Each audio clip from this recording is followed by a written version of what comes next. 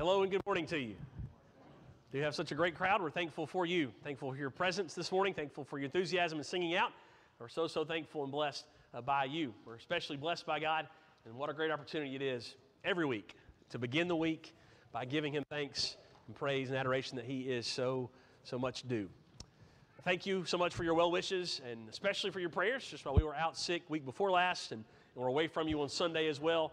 Thank you for those prayers, and we're thankful to be back healthy. I know so many families, and most families, in fact, have kind of been through some round of all that, and so we're thankful and blessed to be back this morning.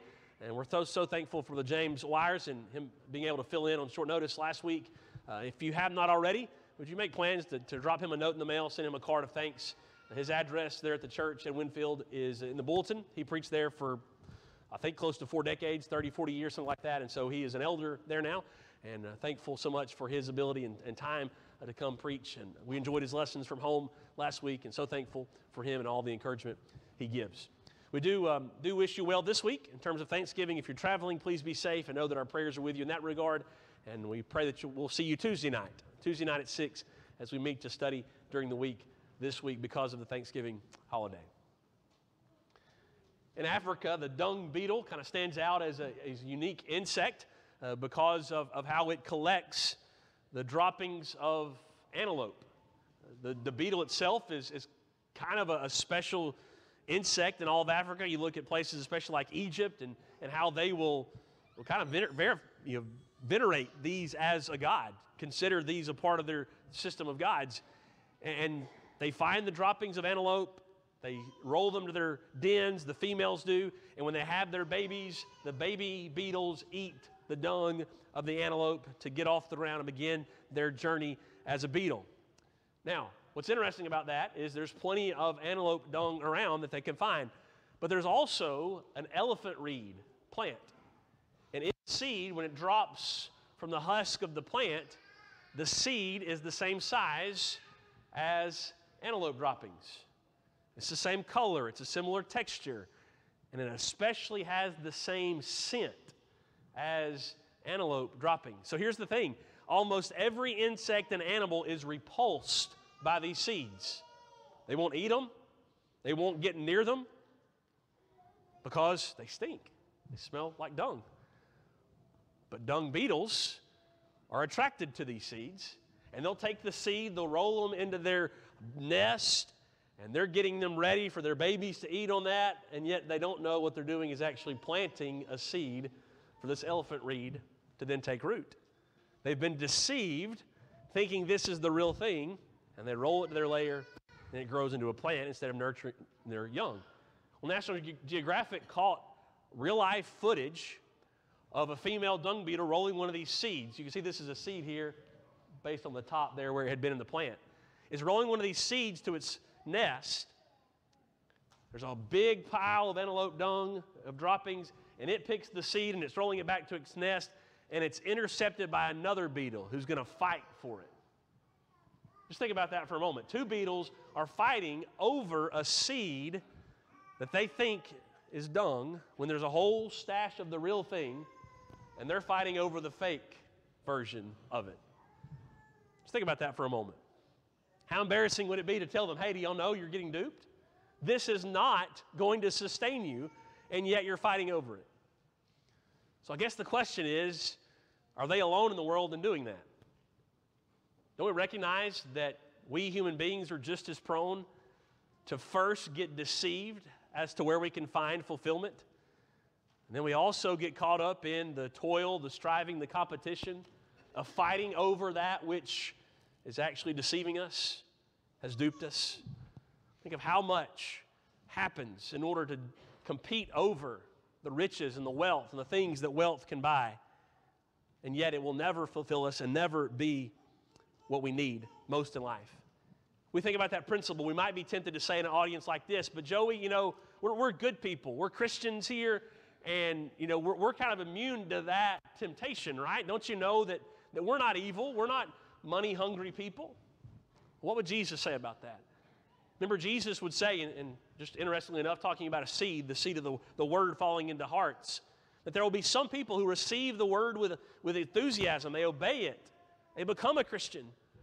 But because of their hearts, The cares of the world and the deceitfulness of riches choke the word, and it proves unfaithful. He said there will be Christians for whom riches become a mirage. They go after them, and they're duped. And they neglect and abandon the Word of God and Christ altogether and cannot please Him with fruit because they were deceived by riches. As we seek to develop a mindset like Solomon's and learn from Solomon's mindset about the playground, which is the imagery we're using for the book of Ecclesiastes, Solomon is saying there's nothing to be found by treating life as if it's a playground. Ride this ride, ride that ride, go to this attraction. We cannot go through life that way. That continues to be a danger and a temptation for us 3,000 years removed from the time of Solomon. And what we must see when it comes to this danger of riches especially, how dangerous it is as one of those rides or attractions. It's especially dangerous because we don't even have to be successful at it in order for it to cost us our souls. We can wait in the line to ride the ride of riches and never get to ride, and it still costs us our souls. We could get on board and be waiting for them to push the button, and it never happens, and we still lose our souls. Just think of the untold millions who are lost, who will be lost, because they desired riches, they lived for riches, and yet by the world standards, they never accumulated anything in order to be described or defined as wealthy. And yet it cost their souls. That's the burden on Solomon's heart as he addresses the danger of living for riches and for wealth. That's the burden of Jesus. That's the burden of the New Testament. And especially as we see this from Solomon in the book of Ecclesiastes, we're going to be in chapter 5 if you want to turn to your Old Testaments. Ecclesiastes chapter 5, beginning of verse number 10. It's important we listen to Solomon in this regard because Solomon's not just another person telling us these things. Solomon is the richest who has ever lived. So will we have the courage this morning to listen to the richest man who's ever lived? Chapter 2, he's told us, listen, I could speak it into existence. If I wanted it, I can make it happen. I was that connected. I was that wealthy. So now when it comes to him talking about money in chapter 5, will we listen to the warnings he gives?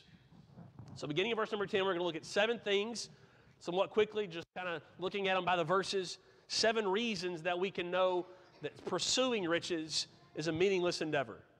Right? So reasons that we know pursuing riches is a meaningless endeavor. Number 1, look at verse number 10. He who loves money will not be satisfied with money, nor he who loves wealth with his income. This also is vanity. It's tempting to believe the lie that riches and wealth can be satisfying. But Solomon says once we allow that currency to become our currency for satisfaction, we'll never have enough. We'll never be able to fulfill that desire. But second, look at verse number 11. When goods increase, they increase who eat them. And what advantage has their owner but to see them with his eyes? Now there's a couple of different interpretations about this phrase, they increase who eat them. The way the ESV translates it, and they would interpret this, is that the more you accumulate, the more people you invite into your life to, quote, help you accumulate those, right? You've got people who suddenly get interested in what all you have, and they increase not only the stress in your life, but it increases the jealousy in their lives. Okay, so that's one possible take. It invites jealousy. That can increase jealousy on the wealthy's end because they begin to think, hey, this is mine, not yours. So it becomes a danger. The other popular interpretation for this verse is that the idea of they increase who eat them is talking about other people who have great riches. One person gets wealthy and suddenly he or she notices there's a lot of other people who are wealthy. And he begins to ask, well, what advantage do I have? Am I any different? Am I any better?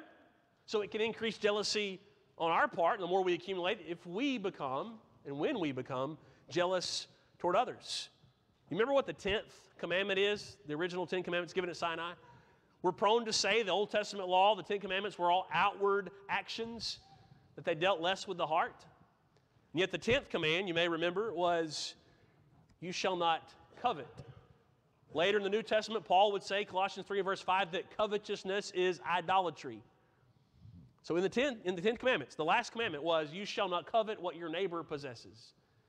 In a way, it's combining all of the previous 9 commandments. If you covet what belongs to your neighbor, if you covet what does not belong to you, you're telling God, what you've given me is not enough. And you're beginning to compare yourself and compete with your neighbor and say, well, what they have is what I want. Or what I want so that my neighbor can't have it, or so they can look and see me having it so that they then feel inferior.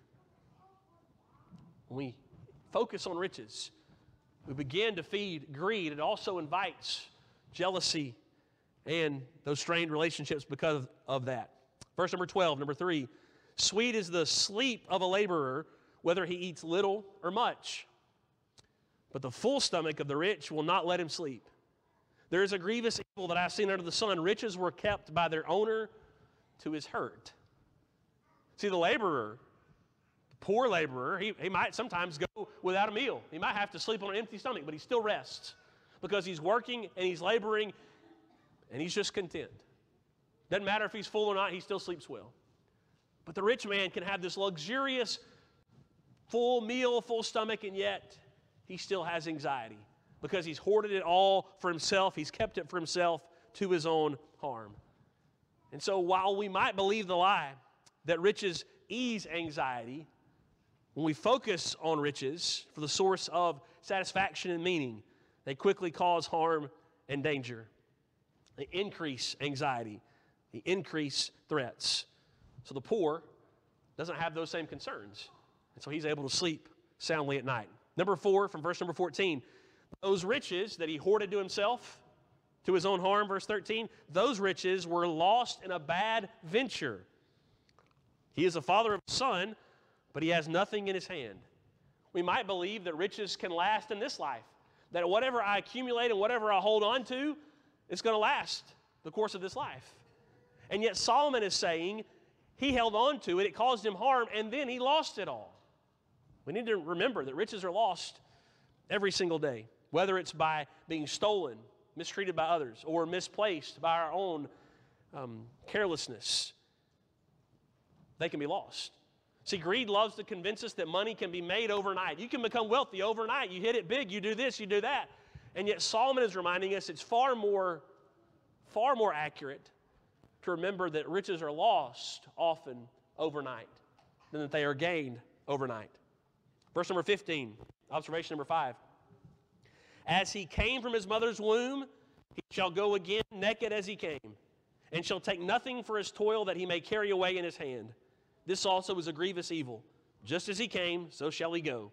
And what gain is there to him who toils for the wind?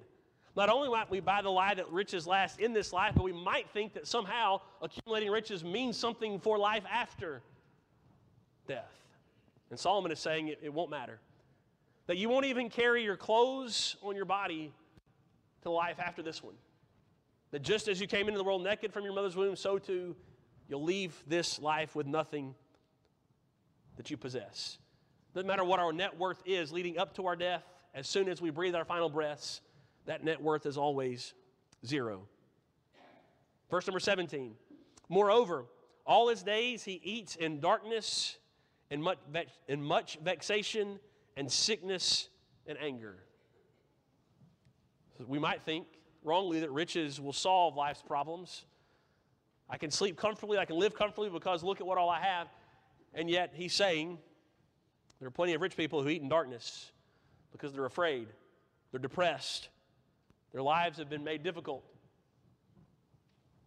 Actually, riches can often increase problems, is the truth. Instead of living with this bountiful comfort, he lives with bitter regret and anxiety. It doesn't take us long to see that the more we buy, the more we have to spend and buy to keep up what we bought. And sometimes that just increases the problems that we have. But then look at verse number 18. This is the final section, the final observation. You'll see a contrast, okay? You see one section, one man talked about in verses 18 through 20, and then the opposite of that in the first 2 verses of chapter 6. So the first perspective, verse number 18. Behold, what I have seen to be good and fitting is to eat and drink and find enjoyment in all the toil with which one toils under the sun, the few days of his life that God has given him, for that is his lot. Everyone also to whom God has given wealth and possessions and power to enjoy them and to accept his lot and to rejoice in his toil, this is the gift of God. For he will not much remember the days of his life because God keeps him occupied with joy in his heart. See, there is a man who can have and who can possess and who can enjoy because he recognizes God has given it to him, and because he recognizes God is the one who's allowed him to enjoy it. Okay, so this is Solomon going back to what he realized in chapter 2, especially chapter 2 and verse 25. Apart from him, who can eat, who can find enjoyment in life apart from God? When we seek to please God and fear God, we then open up this brand new world of being able to enjoy what he gives. But then look at what happens, chapter 6, verses 1 and 2. He continues, but this is the opposite. There is an evil that I have seen under the sun. It lies heavy on mankind. A man to whom God gives wealth, possessions, honor, so that he lacks nothing of all that he desires. See, there's introducing a slightly different aspect. It's his desire that's fueling him. God's still giving it, but he's not invited God into the process.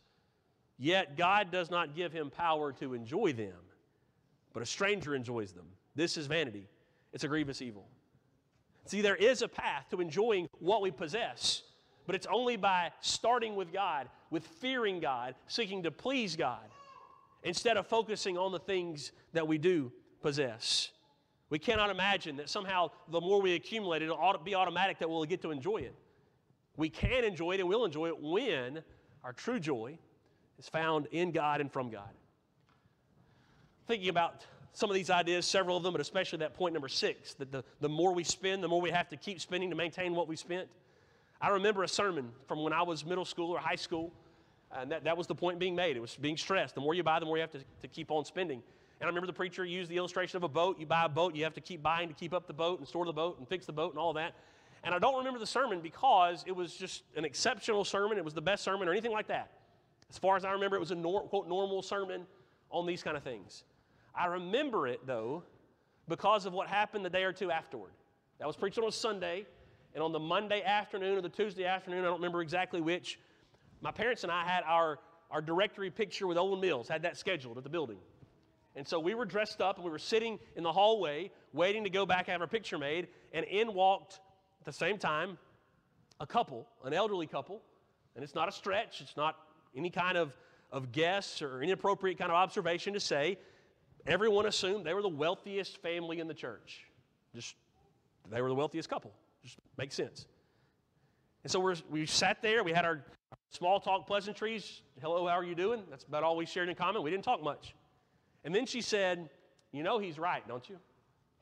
We looked at her. We've never really had much of a conversation with her. She speaks up and says, he's right. And we kind of look at her like, okay, who's right about what? And she said, the preacher from Sunday.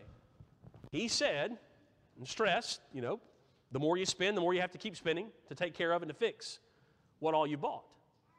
And she said, today's been a long day.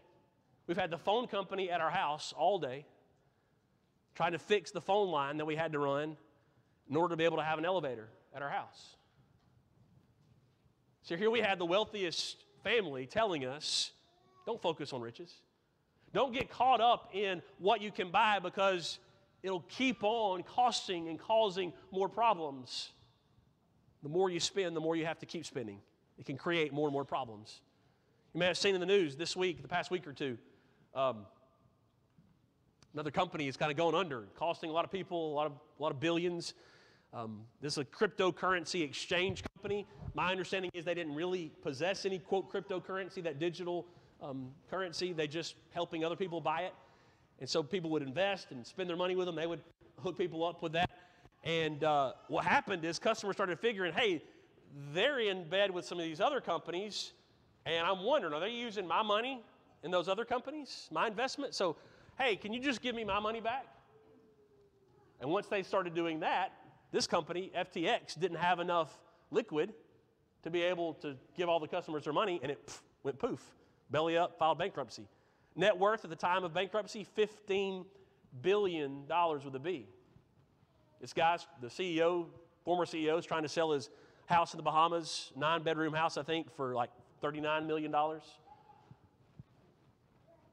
The lawyer who's now in charge of the company, who's been assigned the company to try to clean up the mess and all of that, make sure they don't get away with it, he was also a part of the Enron case from 20-something years ago. The lawyer has already come out and said it's the worst case he's ever seen in terms of their ineptitude and how irresponsible they've been. Now, we sit here and we hear billions and millions, and we think, whoa, that's bad. But I just imagine if we sat down with Solomon after hearing him in chapter 5 and chapter 6, and we tried to kind of make a big deal about the money, don't you think he'd just look back at us and say, I'm not shocked? I've had it all, he would say. I've seen other people who've had almost as much as I've had. And I can tell you, I'm not surprised in the slightest that it's here one day and gone the next. That people will make their own decisions and be cruel and evil based on its allure. He would not be shocked because it's the way of riches. And thus, when we set our hopes on them, they never can fulfill. I also wonder if we took the time to explain this whole cryptocurrency, digital kind of thing, he might warn us. Something along the lines of this. You kind of look down on this digital currency, but you need to know that your, quote, real currency, your real cash assets are just as vulnerable as anything that's out there digital, because none of it will last. None of it will last beyond your life, and none of it will last beyond an eternity. So the warning is real. I have a feeling, after hearing these 7 things, they may be reminders to us, but we probably intellectually have heard those before. We might even be quick to say, well, yeah, that's obvious, that makes sense, I agree with that. What Solomon does next is very important in chapter 6, beginning of verse number 3. And it's to wake us up and shake us into this emotionally. He's going to give us 2 illustrations. And it's these illustrations that really challenge us to be sure we truly believe God's warning in these matters. So let's begin reading chapter number 6, verse number 3. These are realizations from the meaninglessness we see. If a man fathers 100 children and lives many years, so that the day of his years are many, but his soul is not satisfied with life's good things, he also has no burial. I say that a stillborn child is better off than he. So the first example of this is that you take a man and you give him all he's ever wanted, and he still just wishes he had a little more. And he has innumerable children. That would have been a sign of wealth, because look at how long his legacy can last. At the end of it all, he's not satisfied. His kids obviously don't love him because he has no burial. The baby who never breathes a life of breath, he's just born dead. That baby is better off. I just found myself, when studying this, I'm quick to believe and intellectually accept the premises of chapter 5, verse 10 through chapter 6, verse 2. But how deeply do I believe that from verse number 3? That it had been better for him to have never born, essentially, never be born, than to accomplish and achieve everything that he could have wanted and never be satisfied. Listen to the 3 observations that happen beginning in verse number 4 as to why it's better. The stillborn child is better because he has not lived a life doing things to regret. It even says that no one knows and remembers his name. So verse number 4, it comes in vanity and goes in darkness. In darkness, its name is covered. Nobody knows the stillborn child's name on earth. And yet people who mismanage money, who cannot be satisfied with money, who turn off their family because of money, their names are known and not remembered fondly. The stillborn child is better than the one who follows after riches. Number 2, from verse number 5. Moreover, it, the stillborn child, has not seen the sun or known anything, yet it finds rest rather than he. You see, going back to some of the things Solomon's already said, the rich person can't really find sleep at night because his focus is on riches, not on better things and greater things. Well, the stillborn child who never breathes a breath of life, he finds rest in death. But the wealthy who can't be satisfied does not find that rest. And then number 3 from verse number 6, even though he should live 1,000 years twice over, he's doubling down. It's not just a long life. He says if this rich man found a way to live 2,000 years, yet enjoy no good, do not all go to one place? See, the stillborn child and the unsatisfied rich person both go to the same realm of death. Doesn't matter how long you live, doesn't matter how much you accumulate, doesn't matter how many people are born into the world because of you. You still go to the realm of death. When we think about this extreme example, it would seem that a stillborn child is better than a man who got everything he wanted. What did Jesus say about the greedy disciple, the greedy apostle of his, Judas? Woe to him by whom the Son of Man is betrayed. It would have been better that he never was born. We can focus so quickly on all that we want, and our desires rule our lives. And yet Solomon and Jesus are warning us, don't begin that road of desire. Second illustration begins in verse number 7, Ecclesiastes 6. All the toil of man is for his mouth, yet his appetite is not satisfied. All the toil of man is for his mouth, yet his appetite is not satisfied. Simple truth. Why do you work? Well, I work to eat. I work to feed my family. I work to provide. Well, soon the meal that you eat's got to be digested. As good of a meal as we may have Thursday or whatever day we eat Thanksgiving meal this week, guess what? We're still going to have to eat Friday morning. We're still going to have to eat Friday and Saturday.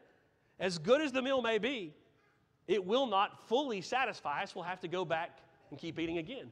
Well, you work to feed, and then you feed, and then what happens? Well, you got to keep working to keep feeding and keep working and keep feeding. If you focus only on the riches, you'll soon see they're only consumed, and then what next?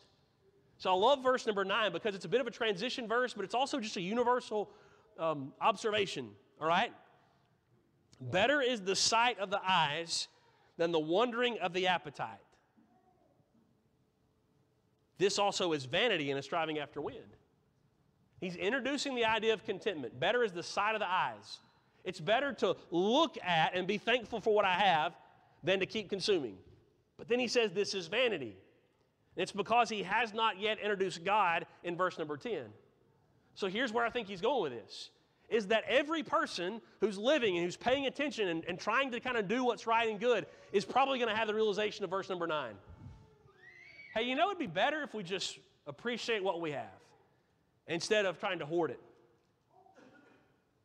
But then it's that causes them to think, but it's still not everything. Where does the things that I have, where do they come from? What's their meaning? See, only realizing the stuff is better than consuming still doesn't get us anywhere. But it is the starting point to realizing God has given it to us all. And so this week is an example of that, how untold millions of people who live, for the lack of a better word, ungratefully will pause and say, let's be thankful. But they need to, and we need to ask, who are we thankful to? It's good to say we're thankful, but who are we thankful to? What's his role in all of this? And that's where he lands beginning of verse number 10. The appropriate response is contentment. Better is the sight of the eyes when we realize there's someone behind them all. Be content with what you have, knowing it comes from God. So verse number 10. Whatever has come to be has already been named, and it is known what man is, that he is not able to dispute with one stronger than he. Well, who's stronger than man? He's wanting us to begin to think, hey, who's behind all of this? It is God. Verse 11, the more words, the more vanity. What is the advantage to man? And now he gets into verse number 12, repeating some things he said before, knowing the only answer, the only true answer to all of this is God himself. For who knows what is good for man while he lives the few days of his vain life, which he possesses like a shadow? God knows what's good. Who can tell man what will be after him under the sun? God can. And so what he's saying is we can get in and we can see all these warnings about greed, and we can argue with God, we can justify, we can try to say, well, that's not me. And yet Solomon says at the end of the day, that's vanity the more you keep arguing and pushing back. It's universal that all of us will come to a point where we see focusing on riches never satisfies. But some of us will continue to double down and dig in and try to argue against God and say, yeah, but I'm different. I can handle it. Solomon says the more you do that, the more vanity you're going to find, the more meaninglessness that you'll find. So we must find contentment, but not mere contentment in the things of the riches themselves, but especially the one who gives them. It's God who gives them to enjoy. As we flip our minds to the New Testament, life in Christ, the same is true. And you have to believe that as Paul writes 1 Timothy 6, that's the text Brother Nelson read for us, multiple times he echoes the same things that Solomon says. It's as if Ecclesiastes is fresh on Paul's mind as he writes these things.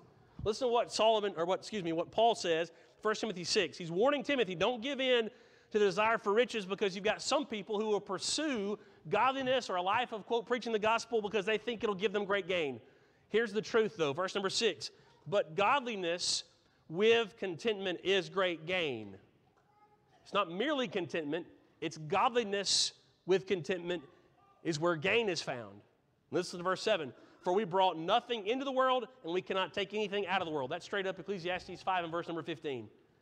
But if we have food and clothing, with these we will be content. When he gives him the direction, the solution, contentment with godliness, here's what you must be satisfied with what God has given. Then he's going to give a warning. It's to Timothy in the context, but it's universal to all of us. Listen to how much it echoes Solomon's emphasis on the appetite and desire. Verse number 9. But those who desire to be rich fall into temptation, into a snare, into many senseless and harmful desires that plunge people into ruin and destruction. For the love of money is the root of all kinds of evils. It's through this craving that some have wandered away from the faith and pierced themselves with many pangs. You see the verbs? He's telling us where we started our lesson this morning, that we don't even have to be successful in accumulating riches and wealth for it to cost us our soul. When the desire is there, it can and will lead us astray. Just as though we might spend on one thing and it causes us to then accumulate and have to spend even more to keep it up.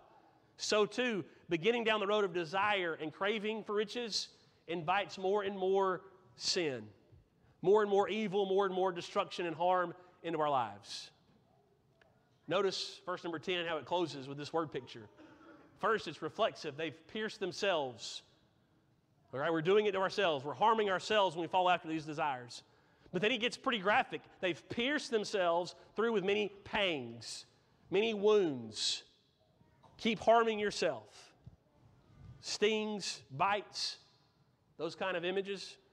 Just imagine, for sake of illustration, if all of a sudden this morning the floor opened up and there's a giant nest of snakes and they began crawling out into the room. How long would the auditorium be full of people if there were dozens and hundreds of snakes crawling around all of a sudden? What if the walls began to crumble and out of the holes in the wall come thousands of scorpions that can sting? What if holes in the roof began to open up and there were dozens of hornets' nests and we've got hundreds and thousands of hornets flying into the auditorium? How long would we stay in this room with those threats of being bitten or stung around? What would we think about a person who says, I get that they're kind of dangerous, but not me. I mean, we're okay. We can handle this. I'll just hang out close by in the room and it won't get me. Paul is saying when we dance with the desire for riches, we're going to keep harming ourselves, biting ourselves, stinging ourselves. It's that dangerous. Will you respect it that much? But thanks be to God, he always gives us the solution. The solution is godliness with contentment. Well, how does that look? Well, that was our scripture reading this morning from verse number 17. Notice how he words this. As for the rich in this present age, and by the way, if we're in America 2022, that's us. Rich in this present age, charge them not to be haughty.